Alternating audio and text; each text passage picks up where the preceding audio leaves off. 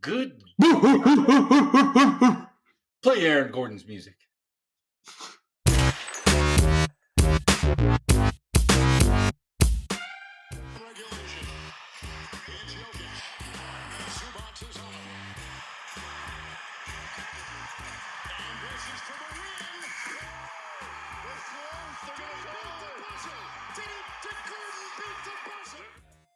Ryan, tell the good people what we say when Aaron Gordon comes to play. It's so good. It's beautiful. You really got it down. You literally sound like the whole Nuggets huddle. And it's a beautiful thing. The Nuggets, since we last spoke to you, just haven't stopped winning. Yeah. We had a very down in the dumps, as many local podcasts were, Game 3. And then the Nuggets, Aaron Gordon had a great dunk and to win a Game 4, and we blew them out in Game 5. And then lost Game 6, blew the doors off the Clippers in Game 7. And then tonight on basically one rest. Can we pause? Traveling. Can we pause real quick? I haven't told you about this yet, but after Game 7, when we parted ways, we went to Game 7 and then we parted ways. Oh, and we're gonna find the Irish goodbye. We're gonna find where you went after that. Ryan, myself, and our brother-in-law went to the Nuggets game. And Ryan did not seem super enthused. The Nuggets said, like, hey, you can stick around and watch the Avs game. I was like, oh, you want to do that? And I was like, well, let's go to a bar. Let's go somewhere. I was like, yeah, sure. I don't care. That's fine. And then Ryan, he saw some I would describe him. Is he a listener of the pod, Ryan? No. He's my former neighbor. A patchouli-looking motherfucker. Describe him. He was sitting there just – and Ryan went up and gave this man a hug, unlike any I've ever seen given. And so I knew we were in trouble. I was like, okay. And so I didn't want to get involved in the bromance. I wanted to watch the Avs. So Bradley and I say, hey, Ryan, I said, we're going to go in and watch the Avs while this is going on. I said, just come grab us before you go. I looked to Bradley at about 10 minutes left in the third period, and I said, I think Ryan Irish goodbyed us. And Bradley goes, no. And I go, yeah, I think he did. And then we got down to 6 minutes, and Bradley's like, I do think he Irish. I was like, yeah, dude, he definitely did. So well, to be honest, I think I just forgot. Listen, but it's an exciting time after the yeah. No shame in that. So this guy is my former neighbor, and we lived in this terrible apartment in Cap Hill together. So we have like a trauma bond. Remember the sirens? Remember the sirens in the background of Ryan's audio. Yeah, so we sort of trauma bonded over that. He's got a very nice golden retriever. Juno really liked the dog. They're nice people. Yeah. And so we meander outside, and they're deciding where to go, really, which I had to overrule, which I won't get into because this isn't really important to the podcast. But the important part to the podcast is that while we were standing outside, what do I see but this bus full of Clippers fans leaving the arena? And so we're at that intersection where the like VIP parking is, and like it's where it stops. It's where you have to turn. Yeah. And so we're standing there, and there's like 15 cops around, and we're all just yelling at the bus, like, "Oh, thanks for coming! Yeah. Say hi to Uncle Steve for me." And the cops are dying laughing. I mean, they are just almost encouraging us to say more. Like no lines were crossed, but I think as long as you're not cussing, it was wholesome. You're not trying to mess anybody. It was wholesome. Yeah, it was wholesome. And honestly, the Clippers fans were taking it. They were taking it well. They were almost expecting it, I think. Oh my God, yeah. They're gonna go meet up with Harden at Shotgun Willie's. So I think Steve did not give them the A+ royal treatment on the way back that they would have gotten if that was a victory. No. But so I think it's been a crazy 48 hours. Like the Nuggets went from they kind of front loaded the rest on that Clippers series to where we had 2 before Game 5. It was weird, especially in the first round. And then play on the third. And we're playing every other, these first 3. Dude, it's crazy. I said to Sophie while we were watching the game tonight, I was like, if this game goes into overtime, the NBA should just give us an extra day rest. Like, they should actually change the schedule and be like, actually, this series is going to be dope, so we don't want to do this to you all. And I also said, if it goes into overtime, we definitely need to win this game because we're going to get our shit pushed in game 2. To give you a rundown, I will take credit for this. When Chet missed the first one, I did think he was going to make the second one. But so I did say to myself, I was like, we should take a 3. My quote we want no part of overtime. Like, Jokic had 5. If he fouls out, you're just sitting there like, okay, my quote with this. While stress standing in the middle of the living room was, miss that too, you bitch. And he did. So, all right. So let's break it down. Nuggets got off to a quick start here. I think that's pretty typical. Teams coming off of a huge layoff like OKC was. Nuggets obviously just coming out of. I mean, it's crazy to call that a hard-fought series when the Clippers just quit in Game 7, but it was in general a pretty hard. It was a 1, 2, 3 Cancun performance. Oh, it's crazy. But so Nuggets got up. They actually got up 8. It was like 24-16. Really was clicking. And the first thing that I noticed, now I will not say that I thought that Jokic was going to have 42 points. I did not think that was coming. But I will say it really makes you appreciate how solid Zubac is. Yeah. Like, the OKC was trying to like do the bump and all that dumb stuff. And it was like, oh, it doesn't bother him.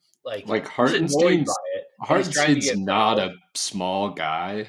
And he's like, oh, you are small, man. This is no problem. And they even said it on the broadcast in the first quarter. They're like, how happy must he be to just be away from Ivica Zubac? And Hartenstein did a fine job on him through 3 quarters. Like, he was the best defender they had for him, at least field goal percentage. Yeah. Then OKC comes back. They end up 1. Something that seems like they kind of just learned how to play defense again. Like, they were so good defensively. This is my question. Through the first with the zone.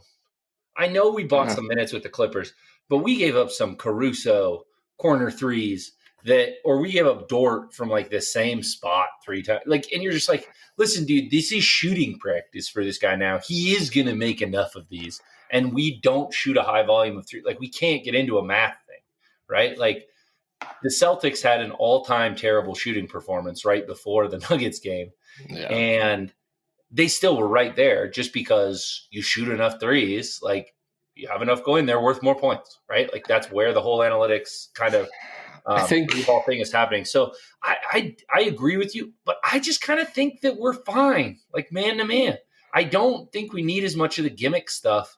I think stealing a couple minutes with it is fine, especially because I think it saves so much energy. I almost think it's more that than he thinks it's actually going to be like effective in stopping anybody. Like, I don't really believe that. I think it's more just, we're going to buy like 2 possessions of guys' legs not having to fully rotate. Because, like, what I was thinking about during the game, while Dort was raining 3 after 3 on our fucking head, God, you talk about an arc shot too. I think it splashes down and it's extra demoralizing because it's just like a crater. It's like the Jokic one where it's like, shing, new listeners to the podcast don't know this, but Oklahoma City is a team of my origins. You know, when the Nuggets were bad and I was living in Oklahoma City and they were really good, and I like the way Lou Dort plays. I think he's a perfect Nugget. Like, if we could swap him, it would be an unbelievable fit. For Michael Porter Jr. Yeah, we'd need something else back, unfortunately. Just salary wise. But as that was happening, I was like, okay, but what are the other options here, right? Like, we kind of took away Jalen Williams. He had a terrible game, and he's probably their second best player. Chet was fine, but he wasn't great offensively. He No, was better defensively than offensively. no. And so, yeah, you gave up 4 threes to Dort. He's still minus 21 on the night. Yep. Like their Yeah. bench was better than their starter. So I think it's, it's not an ideal situation, of course. And Alex Caruso had like the real problem is that their worst option is Lou Dort, and he's still a 40% 3-point shooter. Yeah. So like they're gonna make you pay in ways that the Clippers really don't. But it's similar where like Nick Batum might bust your ass every once in a while. Like he might do that. Yeah. So it's interesting. There yeah. That's what I think about the zone, I guess, is So that the I Jalen think it's fine. Williams thing, I think, is worth talking about here. First of all, great credit to the hero of the game, Aaron Gordon. Yeah, he's he was unbelievable, dude. But he's crazy. It does feel like, doesn't it kind of feel like our boy, doesn't it feel like Aaron is being really physical, but also doesn't it kind of feel like SGA just needs to do, like when Steph told Gary Payton, like, hey, just give me the ball. Yeah. Like, I'm sorry, but like, you are 100% correct. He is their second best player. And part of what makes Oklahoma City so good is similar to the Nuggets. They really are selfless and they really make the right basketball play and they really do that. But at a certain point, you can't go 5 for 20 when you have the guy who's probably going to win MVP on your team and is at worst the second best player in the NBA right now. Like, and like you just can't have that many things. And to be fair, the other flowers that I wanted to give was Christian navigating that SGA, some of that screen, some of that stuff. He was great. And I really do think that Harden helped him as far as like, you saw it sometimes he would contest. It was almost like when Manu blocked Harden's shot from behind. But like, it's almost like Brown has figured out like, okay, if I contest from the front, you're going to throw your body into me and I'm going to get called for a bunch of these bullshit fouls. So I'm going to contest and then fly by you from behind. And it's almost like the Shane Battier when he used to like put the hand in the face, where it's not even so much that he's going for a block. Like he's absolutely trying to get ball, whatever, but it's like such a wild motion behind that it's hard when that's in like your peripheral vision. So I thought that was great.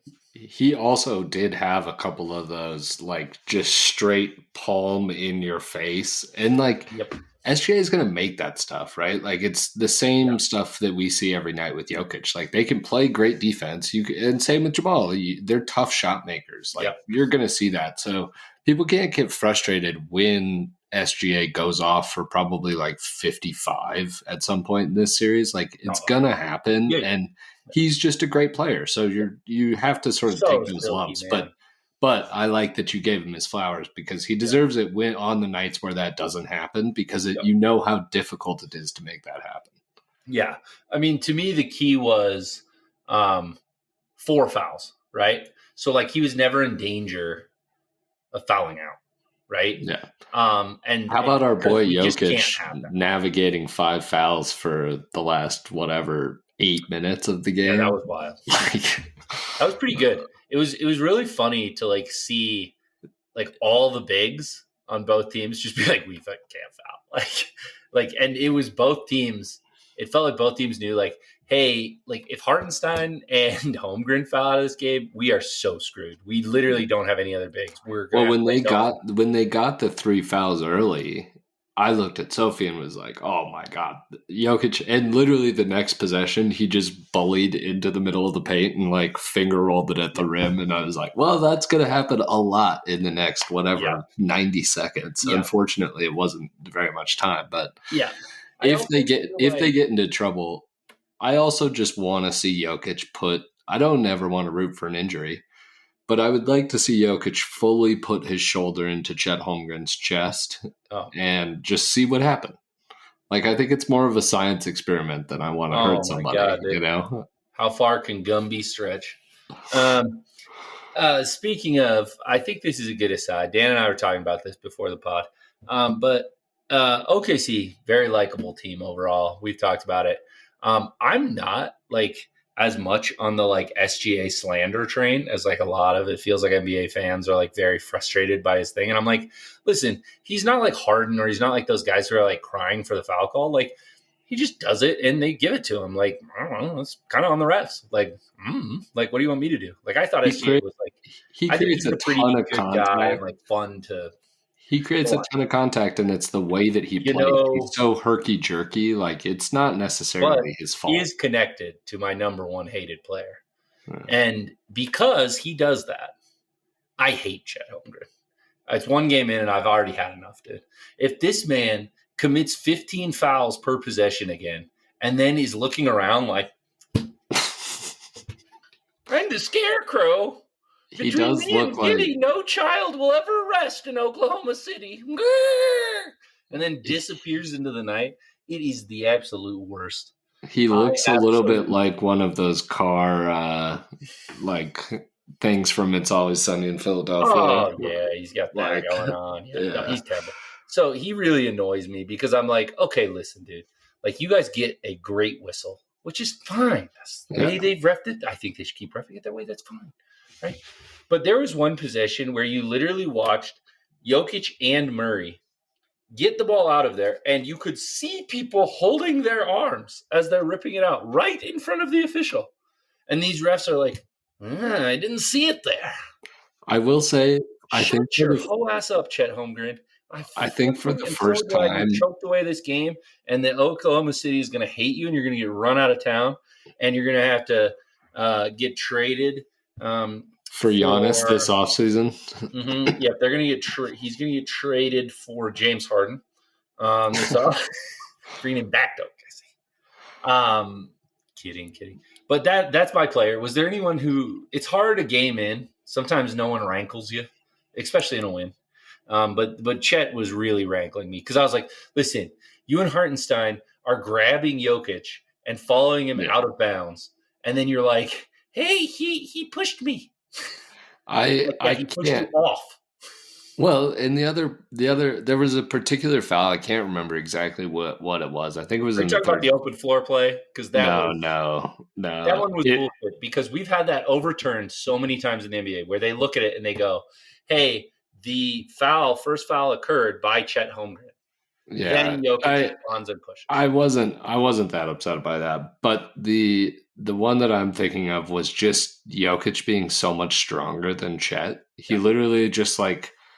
It wasn't like he even fouled him. He just moved him out of the way. And the official was like, well, there's no fucking way that you made him move like that without fouling him. And Jokic is like, I just stepped towards him. Like, I don't know. I can't breathe on the guy without him moving 3 feet back. Like, I don't know what you want me to do. So I think that it's going to be Jokic's whistle is always frustrating to me. I will say that I think for the first time in maybe 30 games, they called an off-ball foul against the Thunder on Jokic when he's getting grabbed around a screen, which never fucking happens. Like it's that never occurs, even though he's constantly getting fouled. But I think they were actually talking about it.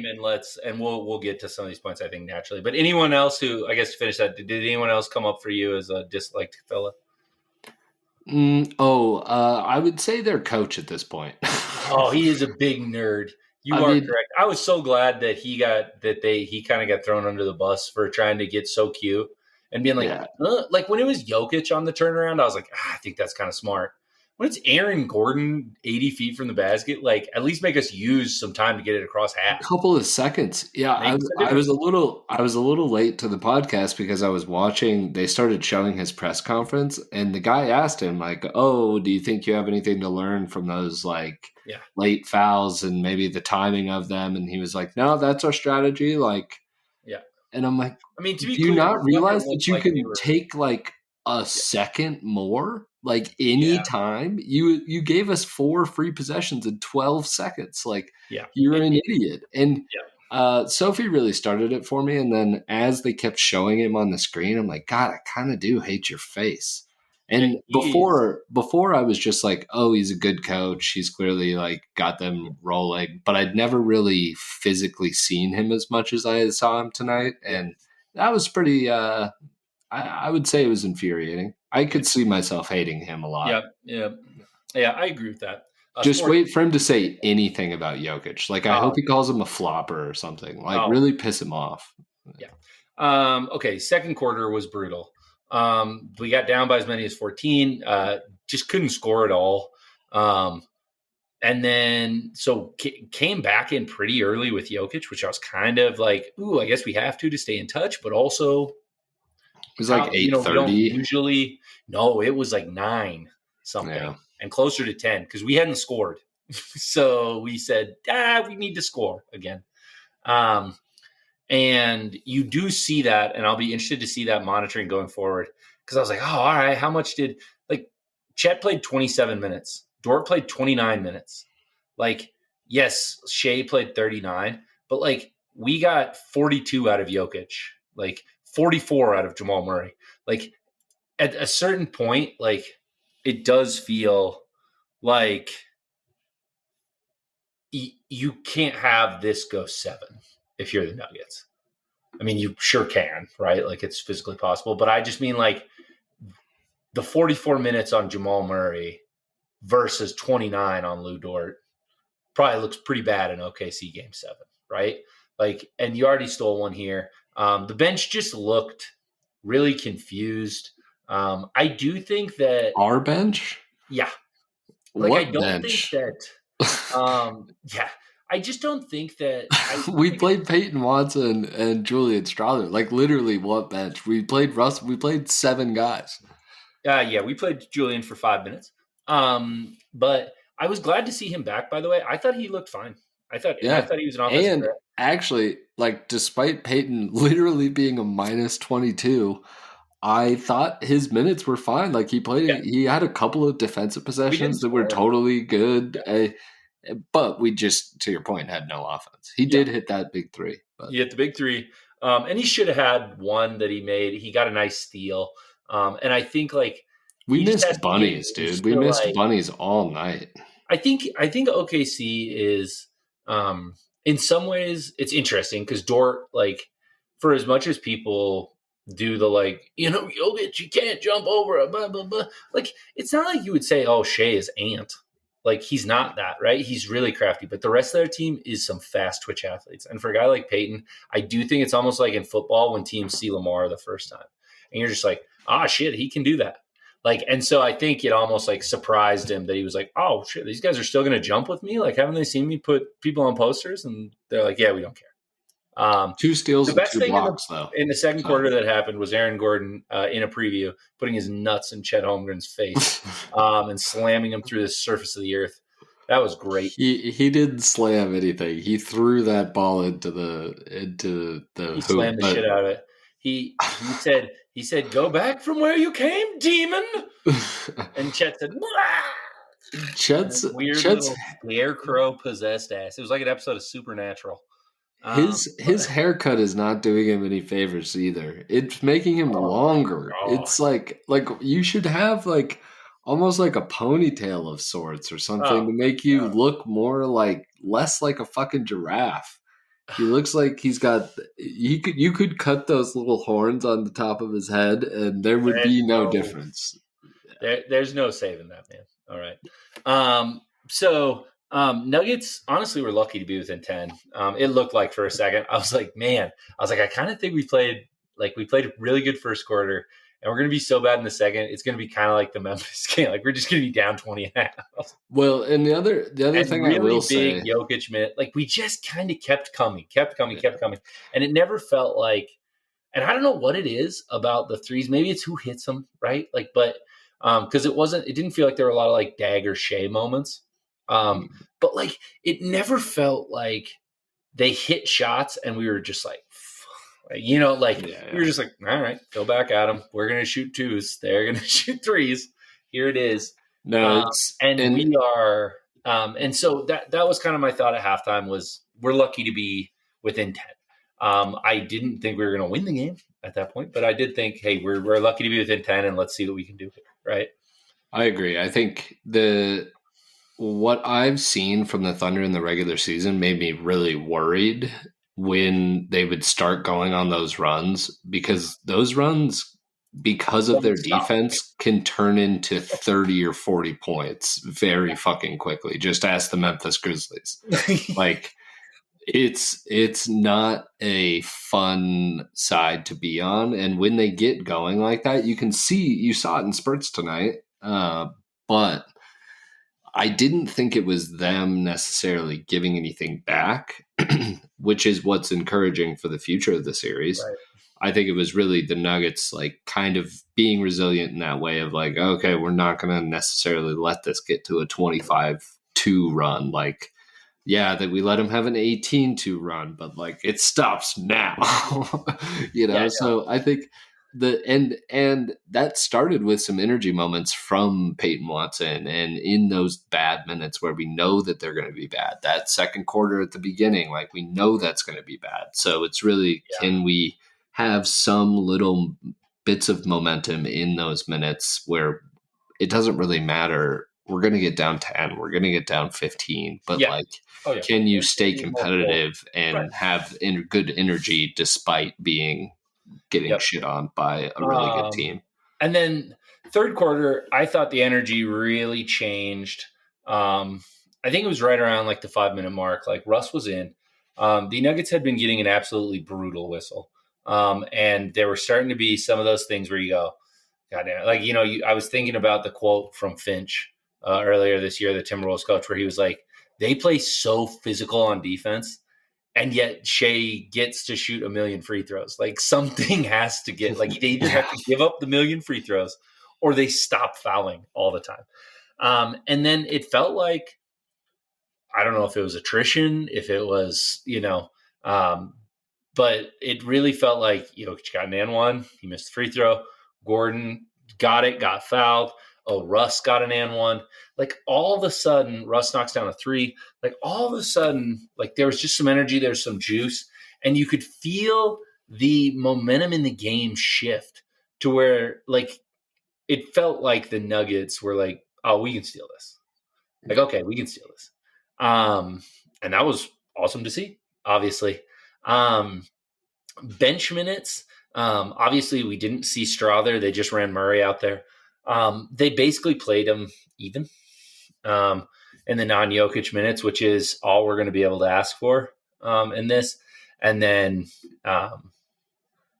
that closing stretch, it's just unbelievable how calm Jokic and Murray are.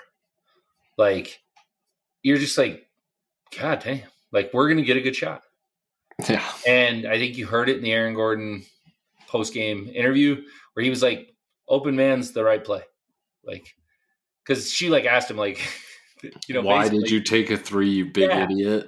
Right. Yeah. Like, there was 2 seconds left. And I agree with him. He's like, I think that was the best shot we were going to get at that point. I'm like, yeah, dude, in transition, you're going to try to fit a pass into our barreling down the paint 7-foot center who they've been letting get mugged this whole time. I agree. I didn't agree with him when he said it because I'd only seen the play once, and then when they replayed it, I'm like, oh yeah, he's absolutely right. Like, I'm glad he shot that shot. From Russ. Yeah. Really, oh my god, we have to talk about the fact that let's have a Russgasm here. We've had many an Okachgasm. That Oklahoma City had to watch their team get beat by Russell Westbrook not shooting at the last minute in a game. It's the perfect cap to his career. Like, everybody in Oklahoma City for all of those years with Kevin Durant was like, fuck, Russ, like, why aren't you giving the ball to KD in these situations? Like, why are you always ending up with the ball? Give the ball to Kevin Durant. You have to pass in these situations. He gets to Oklahoma. It's followed him his entire career. And for him to fire that ball out there with confidence, it's just a testament to exactly what he's done this entire year, which is fit into what the Nuggets needed him to be. And he had that great quote post-game the other night where he's just like, sometimes it's going to be a missed layup, sometimes it's going to be a missed three, but I'm going to play my ass off. Like, I'm going to play hard. Don't you think that kind of felt like he was repeating something that Adelman had said to him? Yeah. Like, that to me felt like a discussion Adelman had. Who was like, hey, dude, Like, I get there's been leaks about you. I get there's been all this bullshit about you. I want you to know I want Russ to be Russ. Me and Malone may not have agreed on every single thing. That is a thing we agreed on. There's no point in having Russell Westbrook and trying to get a half version of him. You're just going to water him down and you end up getting shit. Like, right? Like, that's what the Lakers saw. They were like, hey, can you stand in the corner and be pretty reserved? He was like, I mean, I can, but it's pretty much everything I'm bad at and nothing. I'm going to hate it, and I'm going to make everybody miserable in the process. They said he was nice as shit on the Lakers. Yeah. Oh, LeBron is dragging his name. No, I mean, and I was so bad to see LeBron with an injury. Couldn't go to the Met Gala, by the way. Thoughts and prayers to that guy. ACL, MCL sprain, man. It's tough. Yeah, hate to see it. Everywhere Russ has gone, his teammates have nothing but good things to say about him. The communities love him. Like, and there isn't anything I'm going to champion the end of the Nuggets Russ slander, because that is exactly it. The whole reason I loved him in Oklahoma City was because he played like Allen Iverson. Yeah. And even Allen Iverson in the late stage career, Denver Nuggets, like, people hated his ass then. You guarantee you that Allen Iverson is going to go out there and play hard.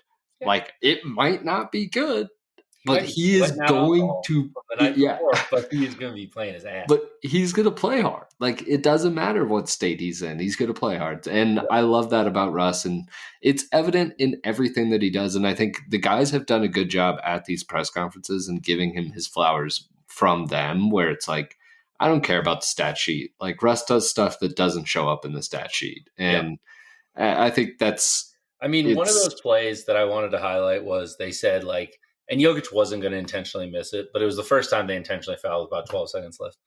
And I watched... That was the dumbest commentary ever, by the way. Poop his pants. Because Russ was out there and you could just see him gearing up like a running back at the 3-point line. And he was like, swear to God, I'm about to go get this rebound. And let me tell you, if Jokic would have missed it light, Russ would have gotten the rebound. Yeah. Like that. So I think that's so I think, that's kind of the game. Heroes, Jokic, Russ, Murray, really good quarter. Probably still just insanely important as far as, like, we don't really have anyone to buy him minutes, like, at this point, because we're having to use Russ for Porter minutes in a world where Porter plays a little bit better. And I think this is going to be the up and down nature of the shoulder injury. We were talking about it a little bit before. Like, I didn't think he was mentally locked in. There were some errors there that were frustrating to me, but I also get, like, being in pain makes you not think as clear. It makes you not, it makes it harder to stay.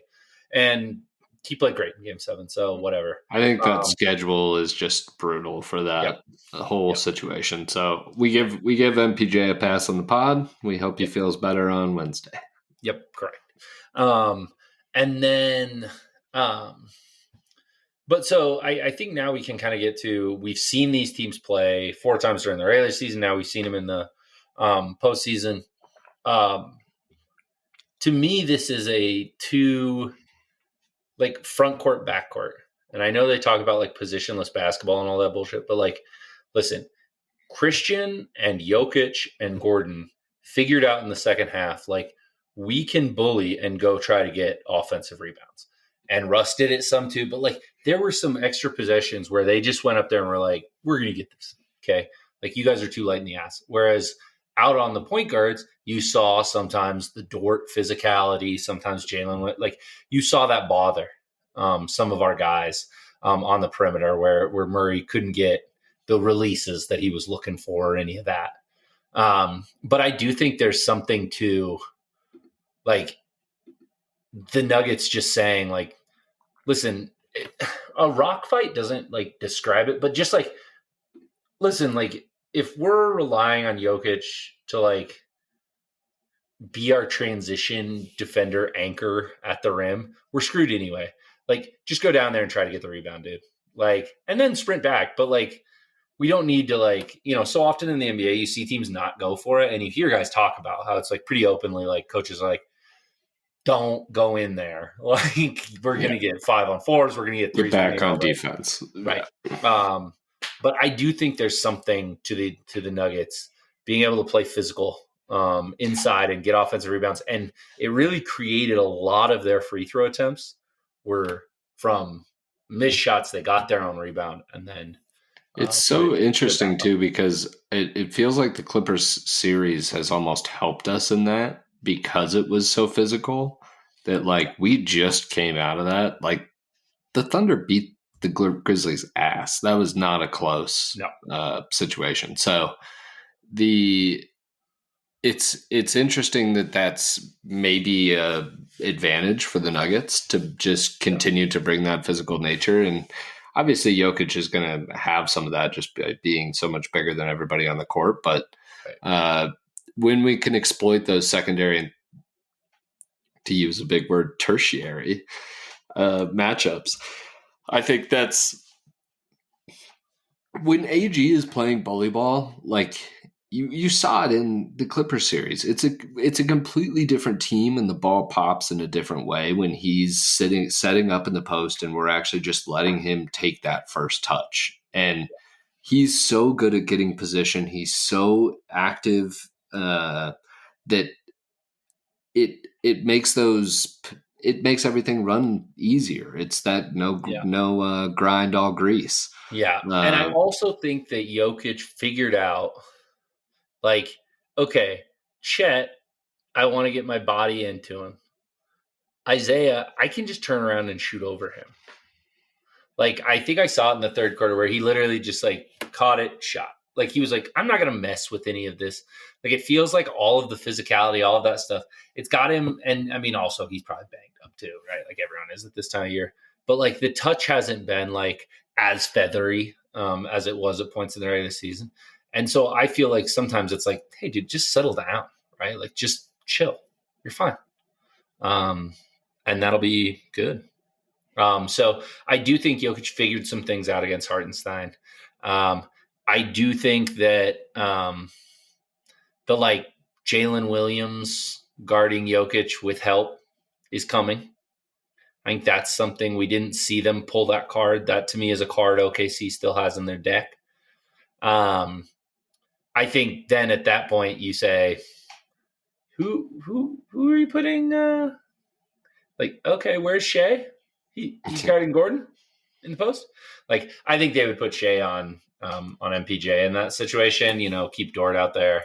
But even then, like, then it's, you know, Shea's not tall enough. Bigs. Shea's not tall enough to. Yeah, but I mean, I would say, like, I don't feel terrible if I'm them. If I have Chet helping, and I have Hartenstein on. If I have Chet helping off Gordon, figuring I'm going to take a lot of the lobs away just with his sheer length. You saw him get one from that was intended for MPJ tonight. Like, I do think that's a card, and I do think that is something that. AG was hitting threes tonight. Like, yep. No, if they want to do that, that's fine. Like, move AG out of the dunker, move him into the corner three spot. And that has been an evolution that I wanted to highlight too. Is like you were talking about, like, the bullet ball and the way the ball pops, and I think that's definitely true. And I think that's been a part this year. The way the three has gone down. I mean, he shot the best percentage of anyone on the Nuggets today on threes. Like, and he shot 6. He was 3 of 6. One of my favorite bets going down the end of the season. It sort of stopped hitting at the end of the year, but was 2 Aaron Gordon made threes. Like, it was sort of that Jokic when Jokic figured out how to shoot threes and the market hadn't quite adjusted to it yet, and you could still find like 1 3 plus 100. I'm like, oh, I'm gonna bet this. Like, he's really good at these now, guys. Yeah, it does feel like, and then. The problem then is like OKC, it takes a lot of guts. But then do you say, hey, we think Porter's hurt. We're going to help off of Porter. Because good God, are you going to look stupid if 6 go down? And if all of a sudden the rest of the series, that hoop looks big as fuck to that man. And he is raining hell down on you. Because it's not his shooting. Porter do that. it's not his shooting shoulder. So I'm actually more, if I was them, well, I probably shouldn't say this out loud, but if I was them, I would be closing out even harder because he can't finish through contact. Like I don't think he can lay the ball up with that opposite shoulder right now. Yeah, It didn't look maybe like it not. today. But he was. I mean, he didn't make a three today. I'll tell you that. Well, Um, yeah, so but it's interesting. I think it's fun to see the chess match. I they're going to think have to shorten their rotation, I think, and yes, that's going to happen as the series yeah, evolves, and that's what's going to be interesting to see because, I mean, Alex Caruso shot the shit out of the ball tonight, right? Like yeah, he's definitely in the rotation, and he was always yes, going to be. But it's like, yeah, how do you divide those Cason Wallace, Jalen Williams, Aaron Wiggins minutes? And honestly, yeah. like they've got. I mean, Isaiah Joe, like, what are you doing there? Like, if he's not going to hit shots, you can't play him. So It's it's, it's the yeah, problem of being 10 deep, right? Everyone always talks about like, oh my God, they're the deepest team in it, right? Like you hear Czech talking about it quite a bit. And I agree. I think that helps. But I think where it helps is it helps the load into the playoffs. Like in the playoffs, like, listen, the like, best teams are 8 deep always. yes, You're going to have to find your like 8-man rotation. Carson And Wallace played 21 minutes. He only played 8 less minutes than Lou Dort. Like that just can't happen, right? Like Lou Dort was great defensively, like you said. Was he missed a few open ones, but I think as far as Lou Dort goes, he was fine. he's Um, 44%. He made 4 threes tonight. yeah, Like, you yeah, take that every time. Yeah. right.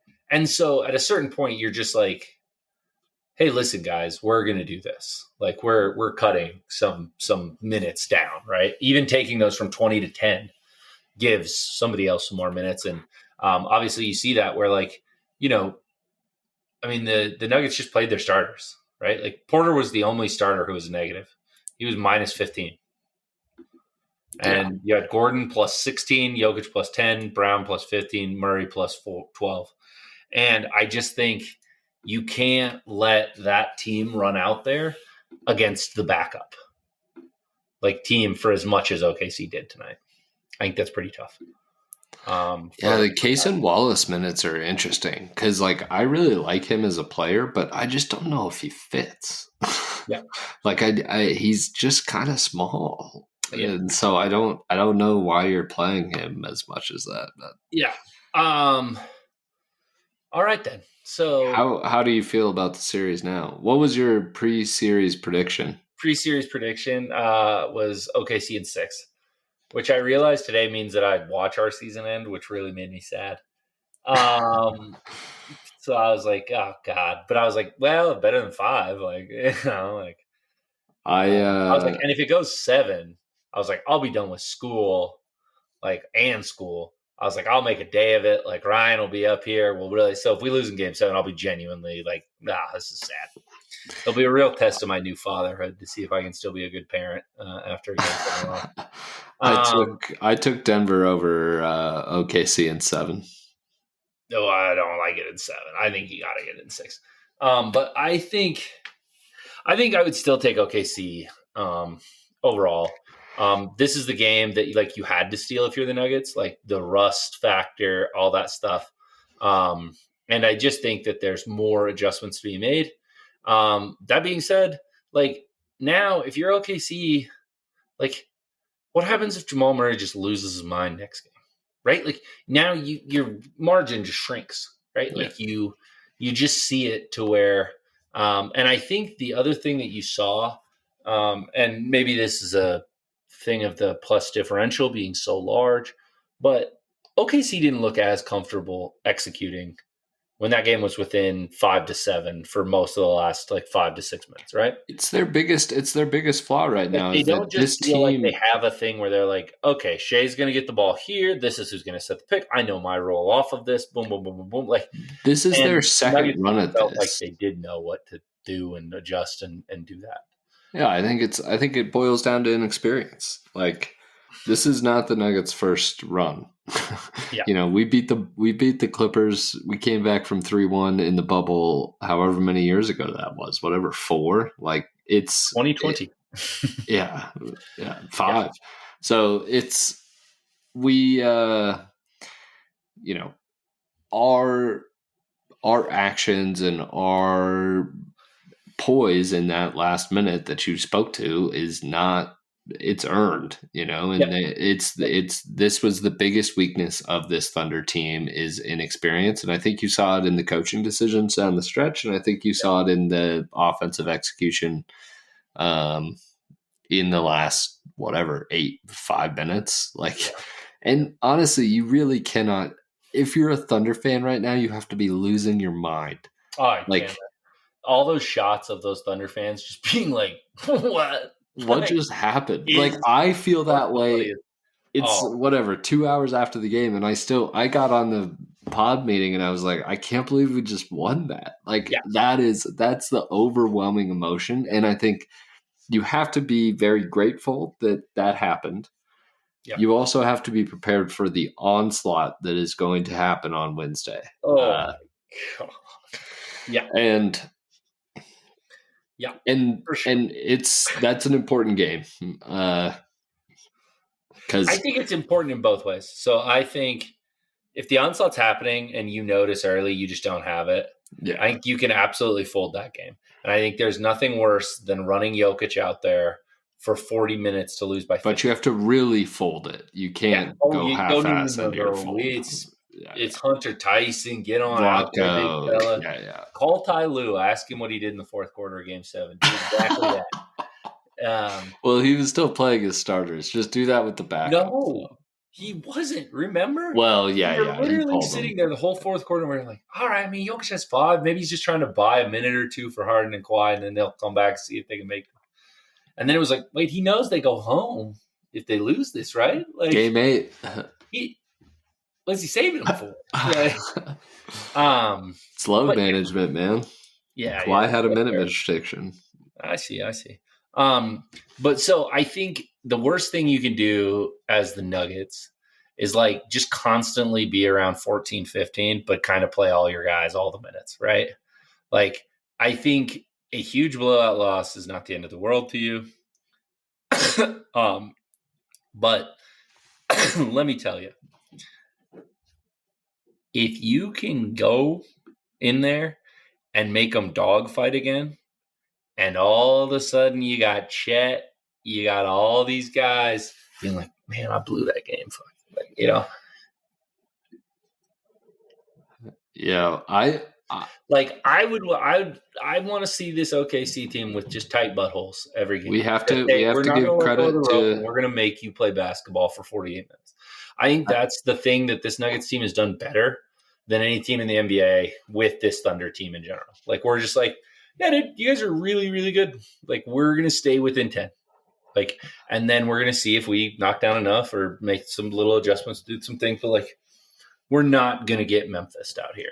We're not going to let, to your point, the 30-0 blitz come. I told somebody today that my best case scenario for this series was for SGA to win MVP during the series and have it be clear that Denver's going to win. Oh yeah. The Nuggets have won the series, but then immediately SGA gets announced the MVP, and I'm like, how dumb do you motherfuckers feel now? You have to just be flabbergasted by the decisions that made you come to this place in your life. But I hope you feel bad. It definitely. I mean, I think we talked about it in person. I don't think we said it on the pod, but I was like, this could have a recreation of the Akeem David Robinson thing where Akeem was like, that guy won the MVP, and obviously it's a little different because those guys play the same position, so it was even worse. Akeem was like, well, and I don't think there's. I also said to the same person, I was like, any other year, I'd be happy to vote for SGA. He's had an unbelievable season. It's all time. His team's great, but and friend of the pod, Adam, he was the person I was talking to, and he was like, honestly, I don't understand how anybody can look at it. Oklahoma City would be fine without SGA. Denver would be a shit show without Jokic. And I'm like, yeah, true. Yeah. So I think if you're looking glass half full, it's not like the Nuggets shot a crazy percentage. They shot bad from 3, as is pretty typical. This was not a game where you go, holy crap, everything went right. Like the Nuggets just made everything and they won by 2, right? Like it was literally a war of attrition. So yeah, I would predict OKC wins game 2, and then we come back here Friday. And if all is well, I will have completed all of my grad school things. Oh baby! And I will just be just finishing up the rest of my internship and so that'll feel a load off, and hopefully I'll get to watch a game 3 victory on that Friday. Love it. But do you want to? I still think OKC in 6, but I don't know. I mean, OKC is just too. I'm going to need to see another game before I feel confident that the Nuggets have anything really figured out here. Yeah. I do think the Nuggets did not play very well tonight and won the game. So that is to your point, I think defensively was much more the story, and the fact that I think the Thunder are also those big guards. They can get rebounds. They can get, and Jokic just was a vacuum tonight. There were some rebounds that guy got with 3 guys around him who were all big and strong and athletic, and he just ripped them out of there. And it was no problem. Do you want to guess what the series line? Well, you can do whatever you want. Series line, series spread. What do you think? Series line, I would still say OKC -1.5 because 6 would cover that, right? Yeah, I would imagine the juice has changed, but -1.5, I would predict. Yeah, it's even money -1.5. Yeah. Total games unreasonable. And then I think the most bet thing, or the best odds now, are Thunder in 7, and then second is Thunder in 6, and then you go Nuggets in 6. That would be my top 3. You're going exact outcome. Let's see. I think that's. Oh, it doesn't have it yet. And then line, I doubt they have one up yet. But there is one. Do you want to guess what it is? OKC -9. You're close. It's 11. Yeah, that feels right. All right. Well, despite the Nuggets' hot start tonight, they didn't cash the first quarter over. No, it was unbelievable. They sat at 24 for forever. Okay, so I think just for the listeners, we'll be with you obviously for this series, and who knows now at this point, dude? Aaron Gordon just hits 1 game winner a series, and we're out here. Maybe we'll do a live game. What would that be? 3 reaction Friday? Oh yeah. Unless Mr. Patchouli shows up again, then I know that you'll be gone. But well, if we had a plan to do a podcast, I wouldn't go with Mr. Patchouli. Listen, no judgment on your Patchouli friendship. But yeah, I think that's so. For people looking for an Avs wrap up, it just doesn't feel like the time, with how quick this NBA series is going. We're going to have some dead days in the summer. Don't you worry. So Avs fans, we're going to probably try to get on Dom, Jake, a new friend of the pod. He's a big hockey guy. He now claims he is not going to cheer for the Avs until we get rid. Who's it going to cheer for? Nobody? The Anaheim Ducks. He's decided. He said they're going nowhere either. He said, but I don't want to just jump on a bandwagon. He's like, but yeah, I think it was Sam Girard but I'll have to ask him again. But so we have some hockey stuff lined up, and we can do some season wrap up stuff and all that stuff. Obviously, more stuff has come out. Broncos draft, all that good jazz. We apparently drafted Marquise Colston and Jimmy Graham, so that's good. Can't wait for us. Who said that? Sean Payton said that. He was like. That 3rd round guy that had a 12th round grade, the wide receiver from Illinois, a hotbed for college talent, of course. He said, he just reminded me too much of Marcus Colston. And then I don't think maybe he said the Jimmy Graham one, but a lot of people talked about like, oh, he found the Jimmy Graham. I'll never forget going to this. This is 55 minutes in the podcast, so you get a little story time. I'll never forget going to this cross country meet in like Western Washington, where the University of Portland C team was running against what we thought was going to be like kind of a low key meet. And randomly Illinois was there, and our C team beat their ass. I mean, like thoroughly just beat Illinois' ass. And I'm like, how are you a Division I program? Like these guys are not that good at running. Like these guys have no chance of making a national team for us. They just beat your ass. So how does that make you feel? Make me feel worse about this wide receiver. So hotbed of talent, Illinois. Yeah. The point of that was like we haven't forgotten about the other teams. We haven't. It just feels. I have forgotten about the Avalanche. Actually, I'm more interested in talking about the Rockies at this point than the Avalanche because at least the Rockies are like I have real opinions about the Rockies. So does everyone. The Avalanche are depressing as hell. The Avalanche are more depressing than the Rockies. Yeah, I know what I'm getting with the Rockies. I have no fucking idea what I'm getting with the Avalanche. Listen, and that's why we got to hash it out with our boys. I need a therapy session. Do we have a therapist who likes the Avs? Very gentle touch. All right. He does not. Firefighter. So he does not. Dom, very gentle touch. Yeah, he's like The Rock. When he's pretending to be that therapist with Kevin. You guys have never been with him, I can tell. Oh, my. That's a little boost for After Dark. And that's our sign to wake up, to wrap this up. When we start making jokes about sleeping with Dom, that's when we know. Let's wrap this thing up. So I'm sure he's a very gentle lover. I haven't had the pleasure. Yeah. What a victory, and what a time.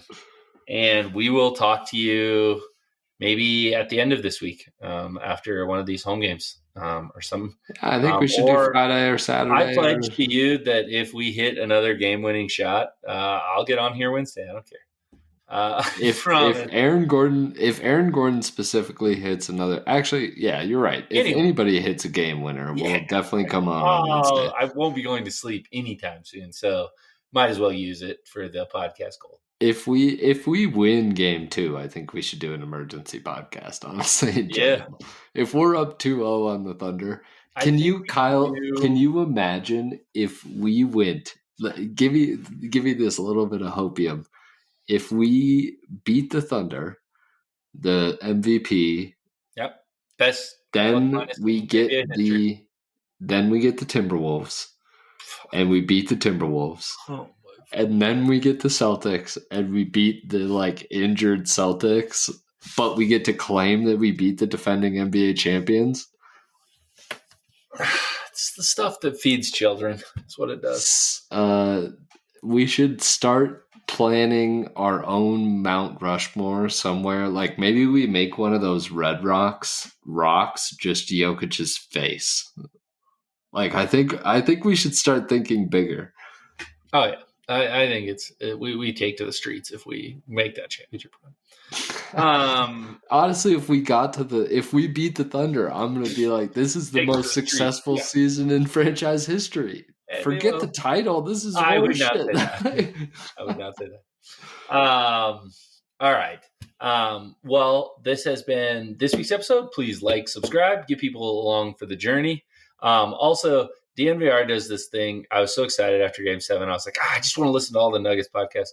And they do a thing where they just it's just D-line randomly yelling out the chat. It's not a great listening experience. So if we beat OKC on Wednesday, I think we should do an emergency pod in which Dan just finds random Oklahoma City numbers and we just call them as if they are in our chat. Just like, oh my God, can you believe it? Jalen Williams went 5 for 20 again. Gotcha again. Real rapid fire. Yeah, real rapid fire thing. So something to keep in mind. We could just start making up our own chats. Maybe that's something I'll do during work. Brian 53. Excellent point out there, dude. All the nuggets are good nuggets. Great podcast, guys. Super chat. Oh, we got a super chat. A super chatter. Oh. I love how much disdain they have for even reading their stupid fucking super chats. They're like, oh, we got chats today. Like, nobody likes it. No, it's terrible. And we sat. I sat with Mahrez's brother. Hey, we're in an hour. We don't need this. We don't need this. All right, this is ridiculous. I'm just saying we're friendly with them. Their podcast is basically unlistenable. Yeah, it's pretty bad. All right. Unlike this gold. Exactly right. All right. Well, Nuggets fans, let's get another one. If you made it this far and you haven't liked and subscribed to this podcast, I swear to God, you send one of us a message on any social media platform with your demand of what you need in order to do that, and we'll see what we can do. We're on it. All right. Goodbye. We'll talk to you next week. Bye. Lucifer Brothers is a Crab Shell Media podcast.